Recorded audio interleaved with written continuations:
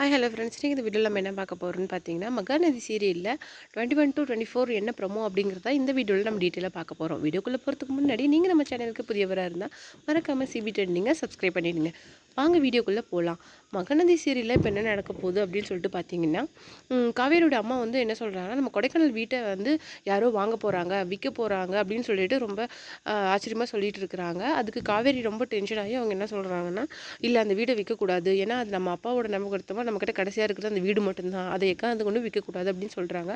அதுக்கு வந்து அவங்க சிஸ்டர் கங்கா என்ன சொல்கிறாங்கன்னா, அது நம்மக்கிட்ட இருந்து என்ன பிரயோஜனம், அதை விற்றுட்டா நம்ம எல்லோரும் சந்தோஷமாக இருக்கலாம்ல அப்படின்னு சொல்லிட்டு சொல்கிறாங்க.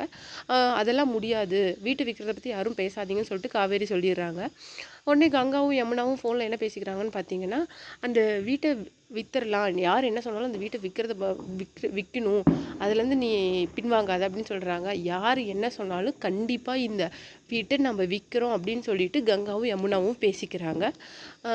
இந்த ப்ரமோவில் இவ்வளோ வந்திருக்கு. என்ன ஆகும்னு சொல்லிட்டு ஒரு அசம்ஷன் இருக்கும் அப்படின்னு சொல்லிட்டு பார்த்தீங்கன்னா, இந்த வீட்டை வந்து விஜய் வாங்கி காவேரிக்கு இதை சர்ப்ரைஸாக கொடுக்க போகிறாரு அப்படிங்கிற மாதிரி தான் இது வரும்.